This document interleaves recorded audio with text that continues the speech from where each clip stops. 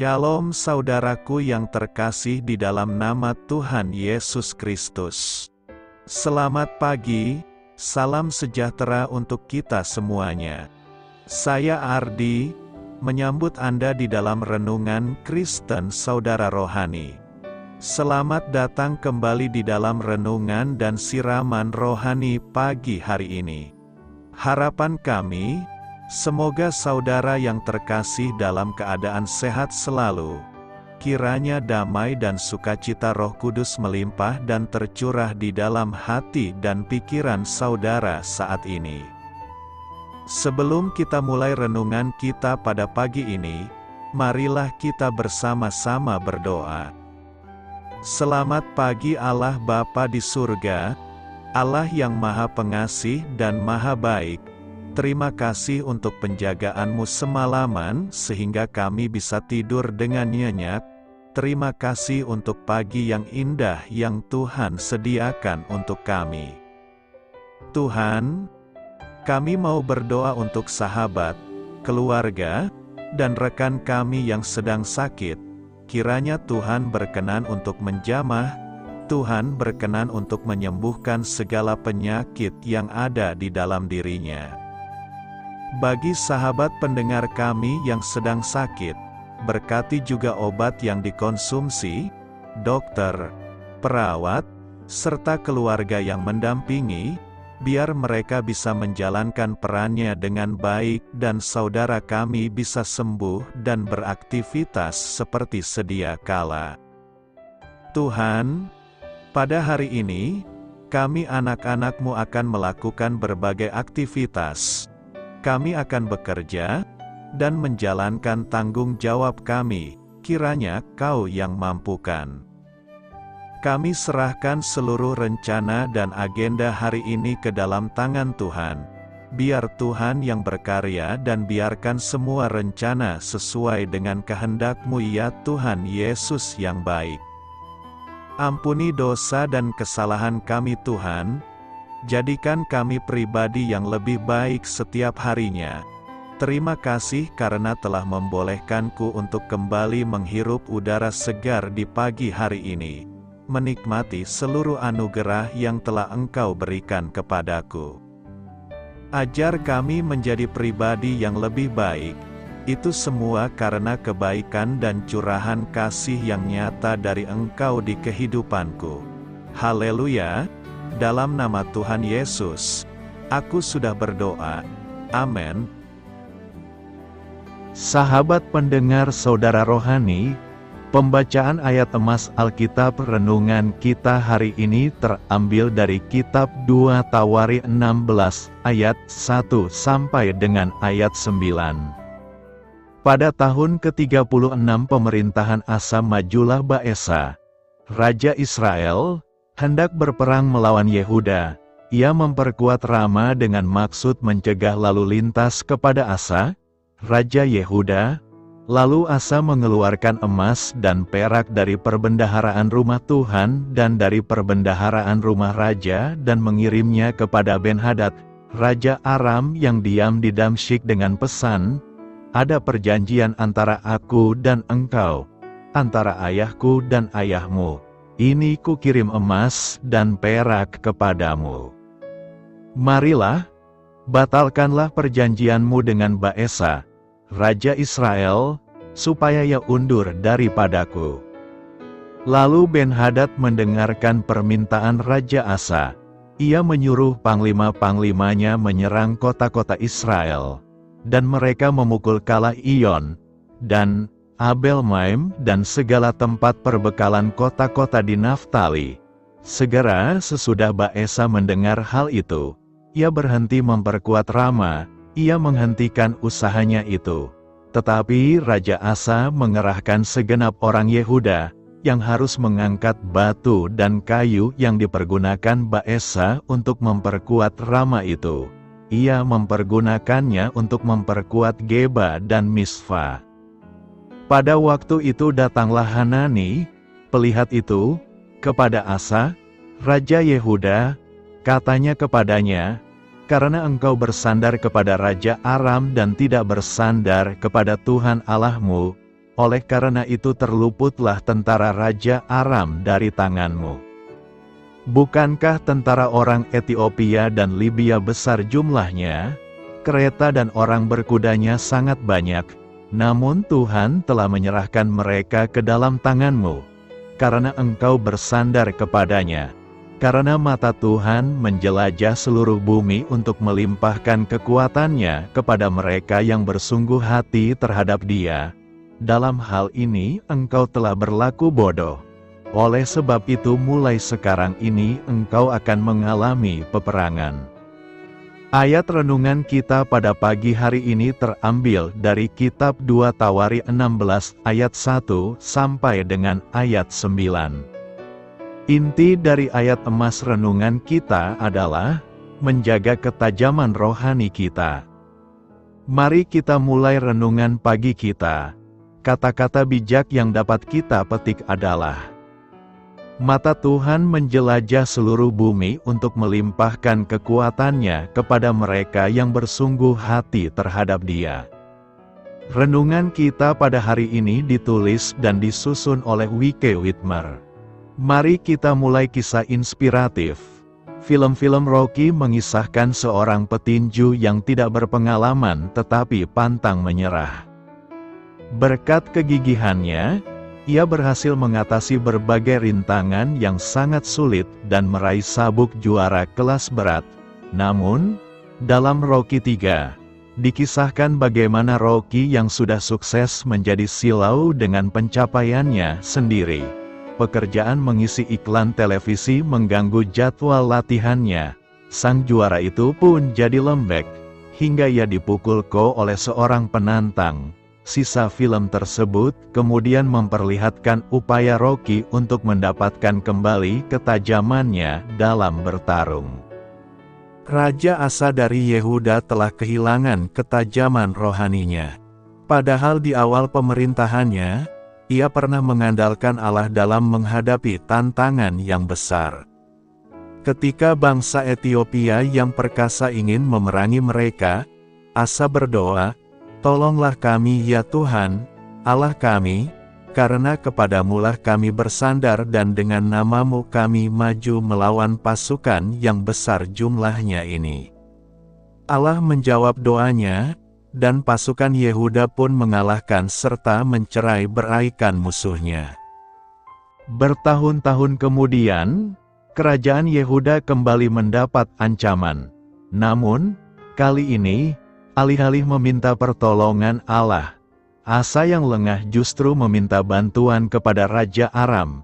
Awalnya semua berjalan mulus, tetapi Allah tidak berkenan. Nabi Hanani lalu memperingatkan Asa bahwa ia telah berhenti mempercayai Allah. Mengapa sekarang Asa tidak mengandalkan Allah seperti yang ia lakukan dahulu? Allah kita selalu dapat diandalkan. Matanya menjelajah seluruh bumi untuk melimpahkan kekuatannya kepada mereka yang bersungguh hati terhadap Dia. Ketika kita menjaga ketajaman rohani kita dengan terus bersandar sepenuhnya kepada Allah, kita akan mengalami kuasa-Nya. Marilah kita renungkan di dalam hati kita. Seiring bertambahnya usia, apakah Anda merasa makin mudah atau justru makin sulit untuk mempercayai Allah? Apa alasannya? Bagaimana Allah dapat menguatkan iman Anda? Hal ini patut kamu ketahui dan menambah wawasan kamu. Sebelum Israel masuk ke tanah perjanjian, Allah memberikan perintah khusus kepada raja-raja mereka. Dalam Ulangan 17 ayat 14 sampai ayat 17, Yahweh melarang para penguasa Israel mengumpulkan kuda dari Mesir, menikahi banyak istri, dan menimbun banyak emas. Ini mungkin daftar larangan yang janggal, tetapi itulah cara-cara yang digunakan raja-raja asing untuk melindungi negeri mereka. Kuda untuk berperang, istri asing untuk membangun aliansi, dan emas untuk menyuap musuh. Namun, Raja Asa bertindak lebih jauh dari itu semua. Ia tidak hanya menyuap Ben-Hadad dengan emasnya sendiri, Ia mengosongkan perbendaharaan perak dan emas di bait suci. Ia tidak lagi mempercayai bahwa Tuhan bukan emas yang akan melindungi rakyatnya. Mata Tuhan tertuju kepada orang benar. 1 Petrus 3 ayat 12 berkata, "Sebab mata Tuhan tertuju kepada orang-orang benar, dan telinganya kepada permohonan mereka yang minta tolong. Tetapi wajah Tuhan menentang orang-orang yang berbuat jahat." Kalimat mata Tuhan tertuju memiliki pengertian bahwa pandangan Tuhan terfokus kepada kita. Bahkan Ia melihat sampai detail seluruh hidup kita. Ini berarti Tuhan tahu semua yang ada di dalam hati kita, semua masalah atau beban kita, bahkan semua pelanggaran dan dosa kita. Manusia melihat apa yang tampak dari luar, tetapi Tuhan melihat sampai kedalaman hati. Pertanyaan kita sekarang adalah, kepada siapa sajakah mata Tuhan tertuju? Dalam catatan Alkitab, Allah berkenan UTK memfokuskan matanya kepada: pertama, orang-orang benar. Dalam Matius 5 ayat 37 berkata, "Jika ya, hendaklah kamu katakan, ya, jika tidak, hendaklah kamu katakan, tidak." Apa yang lebih daripada itu berasal dari si jahat. Mazmur 34 ayat 16 berkata, dikatakan, mata Tuhan tertuju kepada orang-orang benar, dan telinganya kepada teriak mereka minta tolong. Pertanyaannya adalah, apakah kita sudah menjadi orang-orang yang benar di mata Tuhan? Prinsipnya adalah ketika kita sungguh-sungguh hidup seturut dengan firman dan kebenarannya, maka kita adalah orang-orang benar, dan sesuai dengan janji Tuhan, bahwa Dia akan mendengar semua doa kita. Kedua, orang-orang yang takut akan Dia. Dalam Mazmur 33 ayat 18 berkata, "Sesungguhnya, mata Tuhan tertuju kepada mereka yang takut akan Dia, kepada mereka yang berharap akan kasih setia-Nya." Takut akan Dia mengandung makna hormat dan respek. Rasa hormat kita kepada Tuhan harus nyata dalam setiap tindakan dalam hidup kita, dalam ibadah, keluarga, masyarakat, dan lingkungan sosial lainnya. Ingatlah, meskipun tidak ada satu orang pun tahu apa yang kita lakukan, tetapi ada satu pribadi yang pasti tahu, yaitu Allah sendiri. Ketiga, orang-orang yang bersungguh hati berani bayar harga. Dalam 2 Tawari 16 ayat 9 berkata, "Karena mata Tuhan menjelajah seluruh bumi untuk melimpahkan kekuatannya kepada mereka yang bersungguh hati terhadap Dia." Dalam hal ini engkau telah berlaku bodoh. Oleh sebab itu mulai sekarang ini engkau akan mengalami peperangan. Ketika kita berani meninggalkan atau kehilangan segala sesuatu yang sebenarnya bisa kita raih demi mengikut Dia, itulah harga yang harus kita bayar, termasuk tenaga, pikiran, waktu, harta, dan segala keinginan-keinginan manusia, yaitu keinginan daging kita lainnya. Ketika mata Tuhan tertuju pada kita umat-Nya, maka Tuhan ingin agar mata kita pun tertuju dan melihat hanya kepada Dia. Karena itu, ketika kita fokus kepada Dia, kita dapat belajar untuk memahami bagaimana sebenarnya Allah melihat kita. Dengan kata lain, kita belajar untuk memakai cara pandang Allah dalam melihat umat-Nya. Pertanyaan selanjutnya adalah, apa yang perlu kita lakukan agar mata Tuhan tertuju kepada kita? Ada beberapa hal yang perlu kita lakukan, yaitu: pertama, kita mau diajar oleh Tuhan. Belajar dari Tuhan merupakan kehormatan bagi kita. Ia adalah guru dan teladan setiap kita. Saat kita mendengar dan mau diajar oleh-Nya, maka kita akan mendapatkan pengalaman yang luar biasa bersama dengannya. Semakin mengerti isi hatinya dan semakin tahu tujuan hidup kita. Yesaya 50 ayat 4 berkata, Tuhan Allah telah memberikan kepadaku lidah seorang murid, supaya dengan perkataan aku dapat memberi semangat baru kepada orang yang letih lesu. Setiap pagi ia mempertajam pendengaranku untuk mendengar seperti seorang murid. Tuhan memberikan kita lidah seorang murid dan mempertajam pendengaran kita agar dapat mendengar seperti seorang murid. Hal ini menandakan bahwa mata Tuhan tertuju kepada setiap orang yang memberi diri menjadi murid yang mau diajar olehnya. Kedua, kita hidup takut akan Tuhan. Mazmur 25 ayat 12 berkata, Siapakah orang yang takut akan Tuhan? Kepadanya Tuhan menunjukkan jalan yang harus dipilihnya. Tuhan sangat memperhatikan setiap kita. Ia rindu agar setiap kita memiliki hidup yang takut akan Dia, sehingga Ia dapat menunjukkan jalan yang terbaik untuk kita lewati. Saat hati kita terpaut kepadanya, hidup seturut kehendaknya, maka kehidupan kita akan selalu dituntun olehnya. Ketiga, kita mendengar nasihat Tuhan. Seorang bapa akan selalu rindu memberikan nasihat kepada setiap anak-anaknya agar mereka memilih jalan yang benar. Hidupnya berhasil, ada ide atau masukan yang membuat ia dapat maju dalam segala yang diperbuatnya. Demikian juga hidup kita dengan Bapa di surga. Ia selalu rindu memberikan nasihat kepada setiap kita.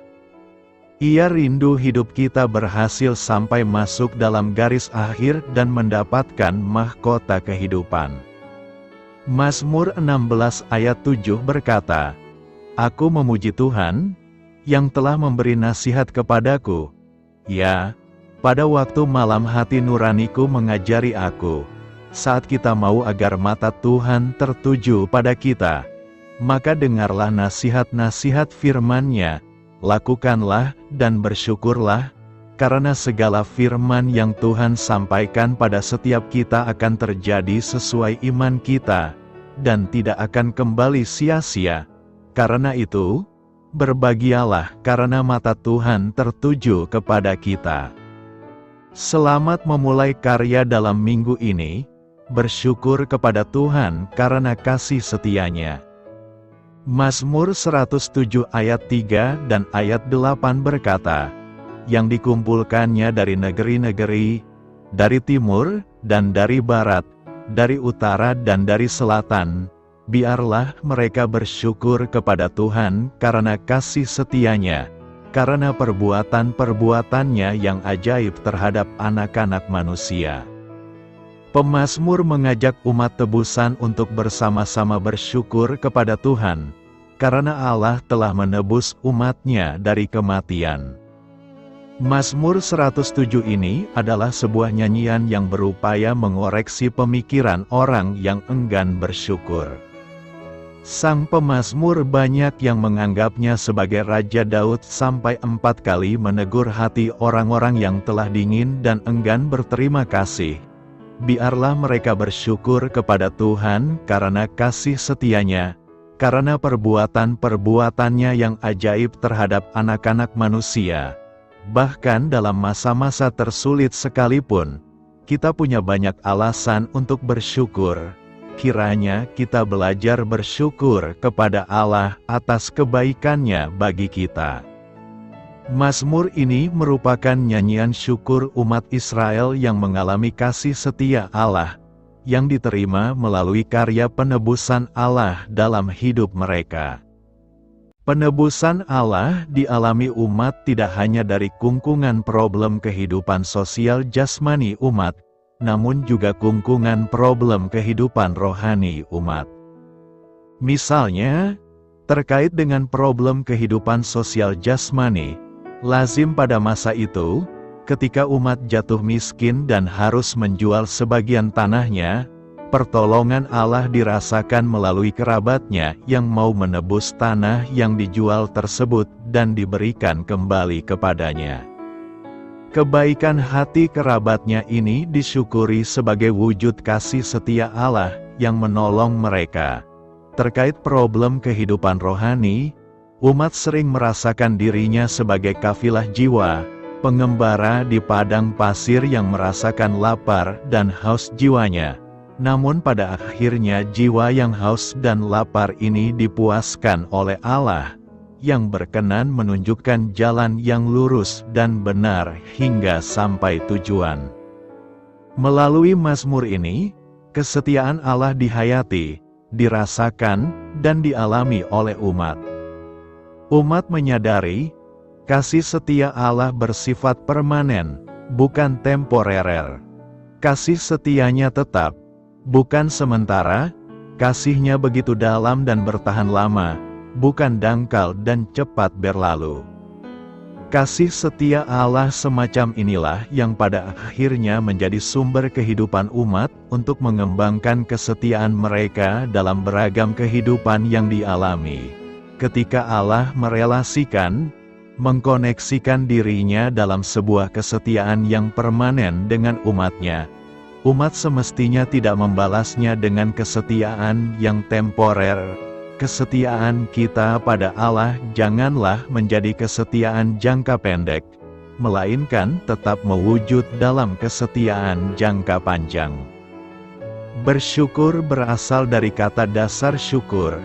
Syukur, dalam Kamus Besar Bahasa Indonesia, diartikan rasa terima kasih kepada Allah.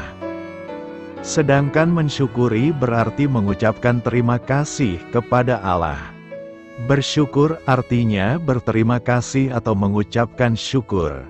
Pengalaman sehari-hari menunjukkan adanya orang-orang tertentu yang kurang mensyukuri berkat-berkat yang diterimanya.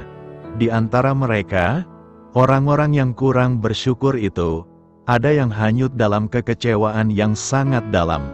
Mereka ada yang patah semangat, ngelokro, hilang pengharapan dan kemudian sakit. Mereka kian khawatir, gelisah dan takut menjalani kehidupan yang dirasakan penuh masalah dan menghimpit dirinya.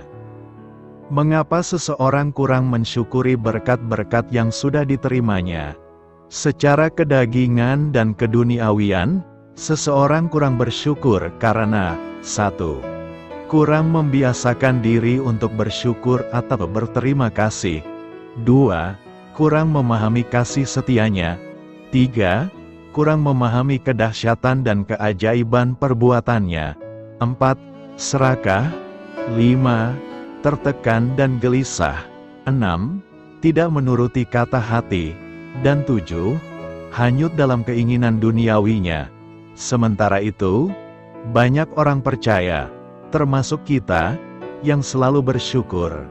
Apapun berkat yang diterimanya, mereka senantiasa mengucapkan syukur kepada Allah dengan segenap hati dan jiwa. Ada beberapa alasan bagi kita untuk mengucapkan syukur atas berkat-berkat Tuhan, yakni: pertama, karena kita menyadari bahwa Tuhan itu baik dan kasih setianya selama-lamanya. Alkitab mengatakan dalam 1 Tawari 16 ayat 34, "Bersyukurlah kepada Tuhan, sebab Ia baik, bahwasanya untuk selama-lamanya kasih setianya." Kedua, karena kita memahami kasih setia dan perbuatan Tuhan yang ajaib bagi kita. Demikianlah firman Tuhan yang ditulis oleh pemazmur dalam kitab Mazmur 107 ayat 8 berkata, "Biarlah mereka bersyukur kepada Tuhan karena kasih setianya, karena perbuatan-perbuatannya yang ajaib terhadap anak-anak manusia." Ketiga, karena kita menyadari bahwa Tuhan bertindak karena baik namanya.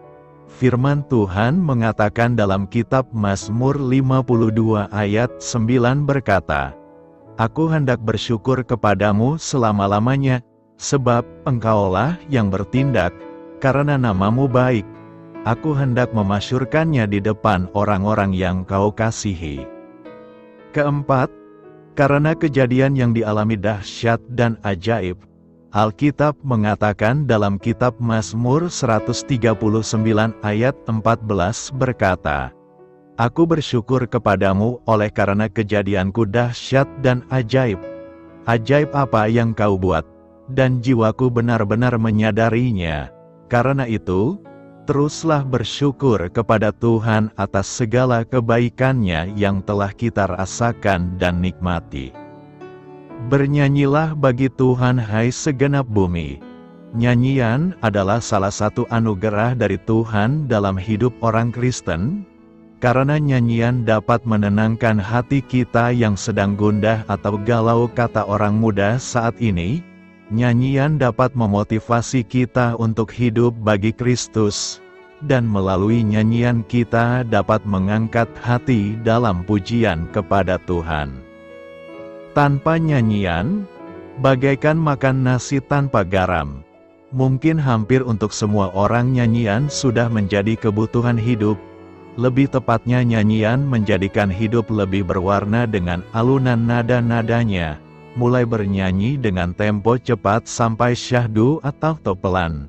Semuanya terbalut indah dalam komposisi dan harmonisasi masing-masing nada.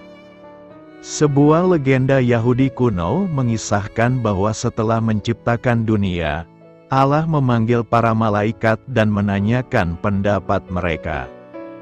Salah satu malaikat itu berkata, hanya satu yang kurang, yaitu suara pujian bagi Sang Pencipta. Maka Allah pun menciptakan musik, yang terdengar melalui desiran angin dan nyanyian burung. Allah juga memberikan karunia pujian itu kepada manusia.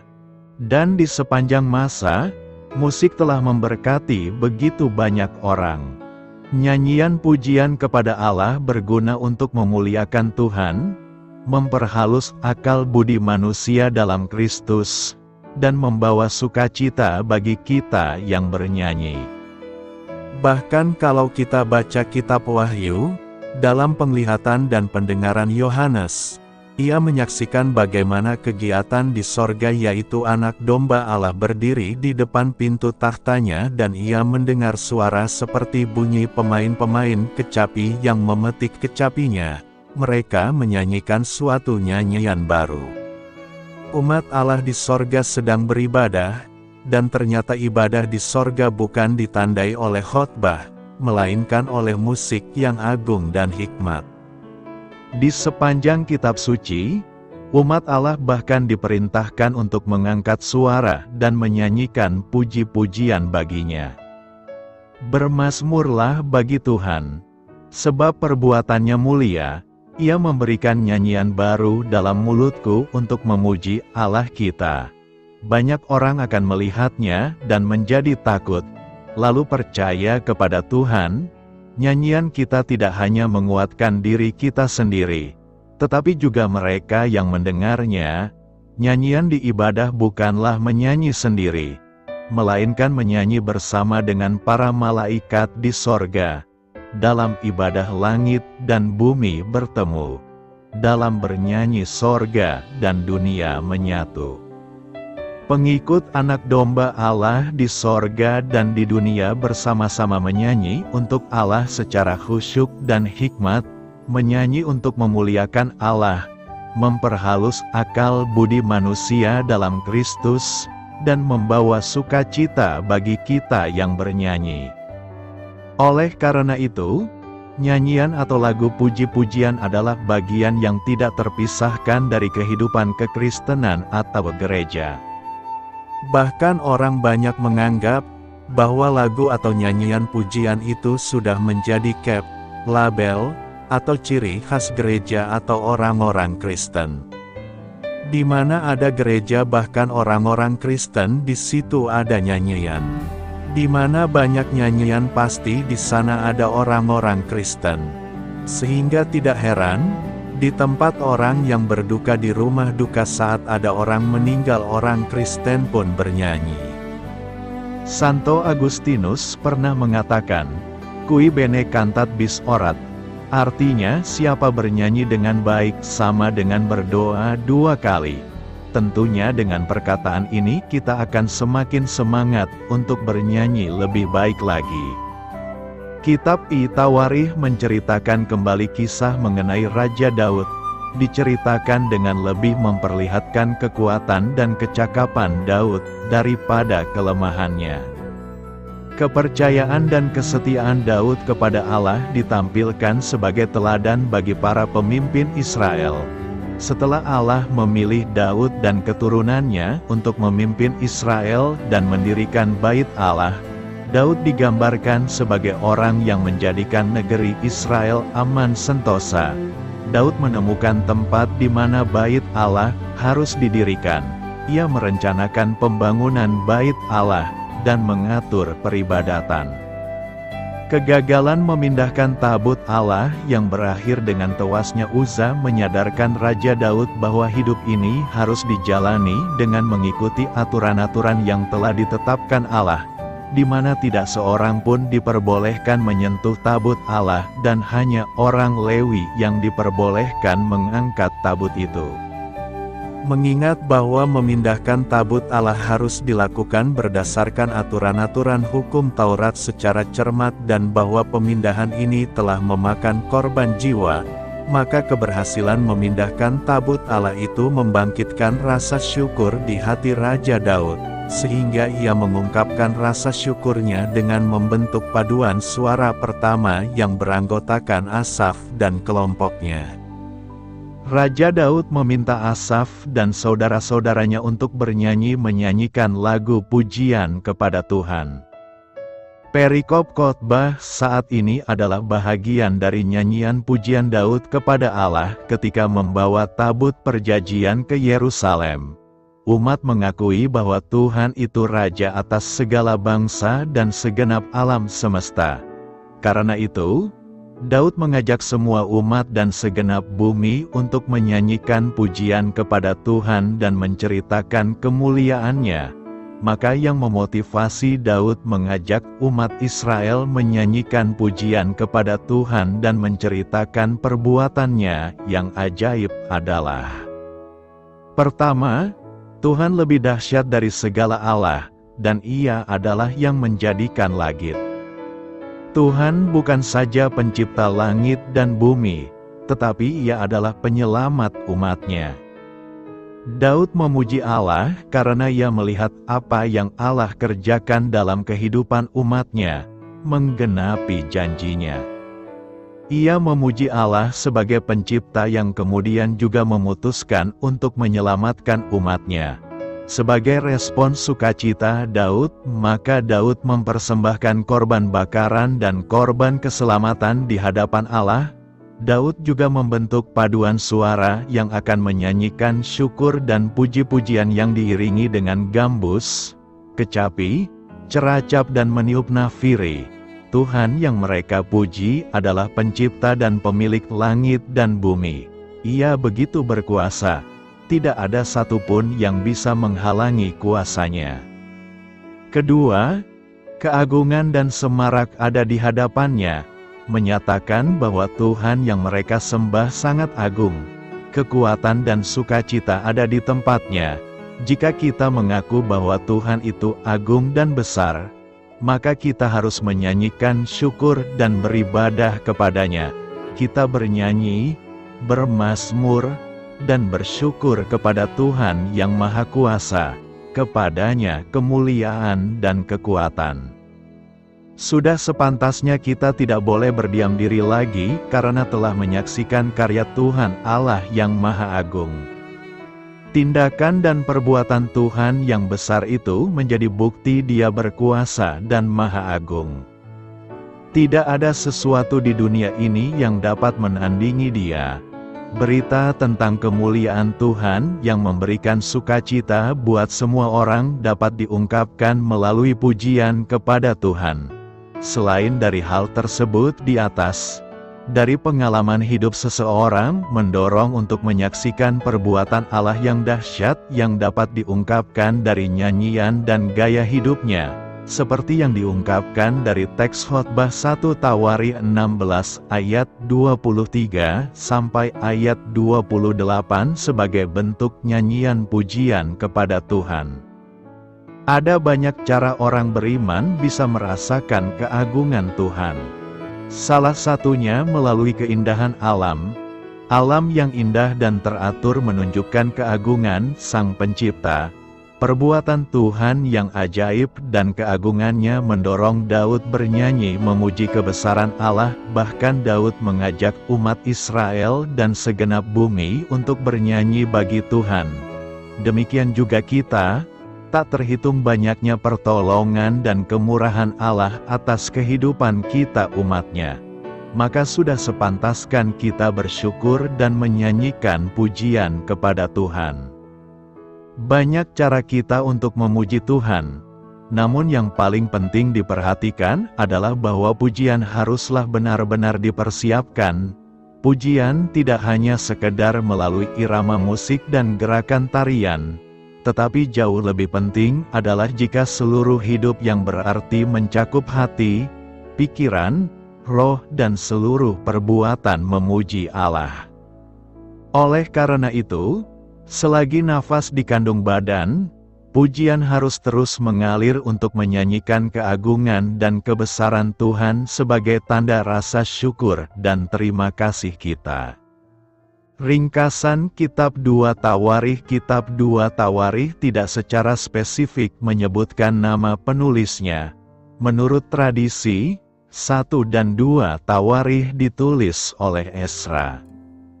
Kitab 2 Tawarikh kemungkinan besar ditulis antara tahun 450 dan 425 sebelum Masehi. Kitab 1 dan 2 Tawarikh mencakup sebagian besar informasi yang sama dengan 1 dan 2 Samuel, dan 1 dan 2 Raja-Raja.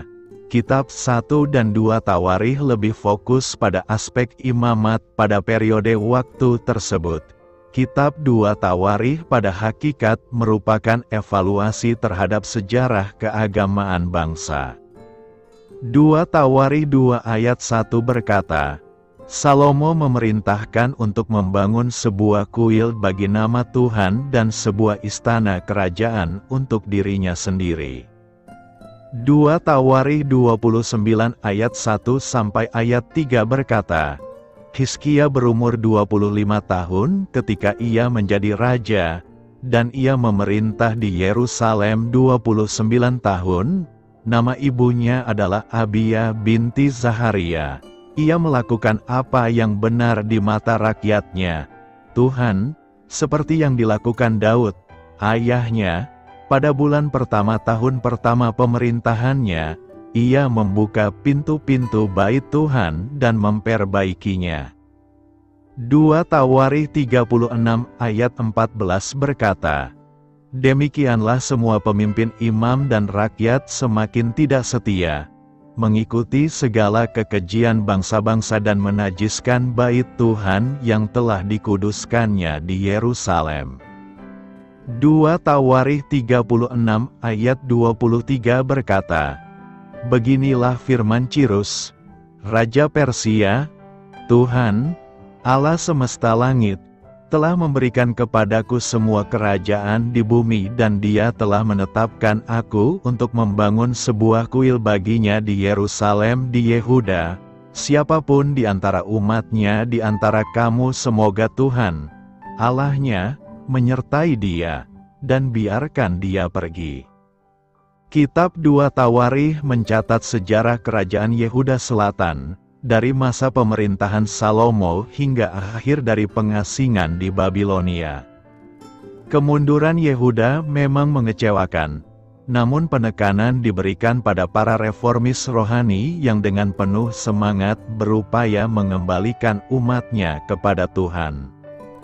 Sedikit yang dibicarakan tentang raja-raja yang jahat atau kegagalan raja-raja yang baik, hanya kebaikan yang ditekankan. Karena 2 Tawarikh mengambil perspektif imam, kerajaan Israel Utara jarang disebutkan karena ibadah palsu dan penolakannya untuk mengakui kuil Yerusalem. Kitab Tawarikh kedua diakhiri dengan penghancuran terakhir Yerusalem dan Bait Suci. Sama seperti semua referensi tentang raja dan bait suci dalam Perjanjian Lama, kita melihat di dalamnya cerminan raja segala raja yang sejati Yesus Kristus dan bait Roh Kudus umatnya. Bahkan Raja Israel yang terbaik pun mempunyai kesalahan seperti semua manusia berdosa dan memimpin bangsanya dengan tidak sempurna. Namun ketika Raja segala raja datang untuk hidup dan memerintah di bumi pada milenium, Dia akan menempatkan dirinya di atas takhta seluruh bumi sebagai ahli waris Daud yang sah. Hanya dengan cara itulah kita akan memiliki seorang raja sempurna yang akan memerintah dalam kebenaran dan kekudusan. Sesuatu yang hanya bisa diimpikan oleh raja-raja Israel yang terbaik. Demikian pula bait suci besar yang dibangun oleh Salomo tidak dirancang untuk bertahan selamanya. Hanya 150 tahun kemudian, bangunan tersebut perlu diperbaiki karena kerusakan yang dilakukan oleh generasi mendatang yang kembali kepada penyembahan berhala. Namun bait Roh Kudus mereka yang menjadi milik Kristus akan hidup selamanya. Kita yang menjadi milik Yesus adalah bait suci itu, yang dibuat bukan dengan tangan tetapi oleh kehendak Allah. Roh yang diam di dalam kita tidak akan pernah meninggalkan kita dan akan menyerahkan kita dengan selamat ke dalam tangan Tuhan suatu hari nanti. Tidak ada bait suci di bumi yang memuat janji itu. Pembaca Tawarikh diajak untuk mengevaluasi setiap generasi di masa lalu dan memahami mengapa masing-masing generasi diberkati karena ketaatan mereka atau dihukum karena kejahatan mereka. Namun kita juga harus membandingkan penderitaan generasi ini dengan generasi kita, baik secara korporasi maupun individu. Jika kita atau bangsa kita atau gereja kita sedang mengalami kesulitan, ada baiknya kita membandingkan keyakinan kita dan cara kita bertindak berdasarkan keyakinan tersebut dengan pengalaman bangsa Israel di bawah pemerintahan berbagai raja. Tuhan membenci dosa dan tidak akan mentolerirnya. Namun kitab Tawarikh mengajarkan sesuatu kepada kita, yaitu bahwa Allah ingin mengampuni dan menyembuhkan mereka yang dengan rendah hati berdoa dan bertobat. Jika kamu bisa mendapatkan apapun yang kamu inginkan dari Tuhan, apa yang akan kamu minta? Kekayaan yang luar biasa, kesehatan sempurna untuk Anda dan orang yang Anda cintai, kekuasaan atas hidup dan mati. Sungguh menakjubkan memikirkannya, bukan? Tapi yang lebih menakjubkan adalah Tuhan memberikan tawaran seperti itu kepada Salomo dan dia tidak memilih satu pun dari hal-hal ini.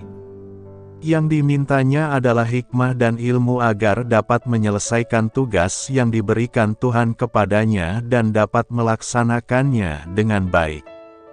Pelajaran bagi kita adalah bahwa Tuhan telah memberi kita masing-masing tugas untuk dipenuhi dan berkat terbesar yang dapat kita cari dari Tuhan adalah kemampuan untuk melaksanakan kehendak-Nya dalam hidup kita. Untuk itu, kita memerlukan hikmat yang datang dari atas untuk memahami kehendak-Nya, serta pemahaman dan pengetahuan yang mendalam tentang Dia untuk memotivasi kita menjadi serupa dengan Kristus baik dalam perbuatan maupun sikap. Doa saya menyertai saudara sekalian. Marilah kita menyampaikan doa syafaat. Tuhan Yesus, tolonglah aku untuk semakin mengandalkan-Mu dari hari ke hari.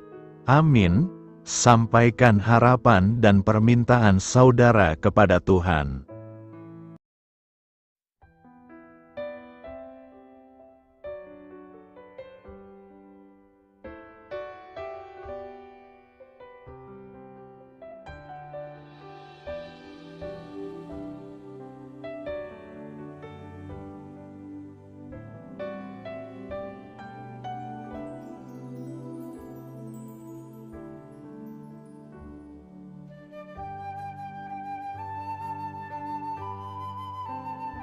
Marilah kita renungkan sahabat saudara rohani. Demikianlah renungan firman Tuhan pagi hari ini. Semoga menjadi berkat dalam hidup kita. Dan sebelum kita memulai segala aktivitas kita pagi hari ini, marilah kita berdoa. Selamat pagi Bapa, malam hari telah berganti pagi. Kehidupan baru telah Engkau berikan kembali bagi kami. Bapa Surgawi, tolonglah aku menyadari kebutuhan orang lain, supaya aku dapat membagikan apa yang telah Engkau berikan kepadaku. Pada saat aku membutuhkan, berilah aku keyakinan bahwa Engkau akan mencukupkanku, melalui orang-orang yang mengasihi-Mu, bukan karena kami pantas atau layak, namun karena kasih karunia-Mu kami boleh ada, sebagaimana kami ada di pagi hari ini. Terima kasih Tuhan, atas kesempatan baru yang telah Tuhan berikan kepada kami, untuk bisa memperbaiki diri agar kami bisa lebih layak di hadapan-Mu. Hari ini kami serahkan semua perkara dan kesulitan yang akan kami lalui ke dalam tangan-Mu. Biarkanlah kami bisa memuliakan-Mu dalam segala aktivitas yang akan kami lakukan. Amin. Biarlah firman Tuhan menjadi pengingat untuk kita semua, bahwa tuntunan dari Roh Kudus akan selalu memberi jalan keluar bagi setiap permasalahan hidup kita, dan memberi kedamaian di hati kita. Sampai jumpa di renungan pagi saudara rohani berikutnya. Kiranya Tuhan selalu memberkati saudara semua hari ini. Amin. Shalom.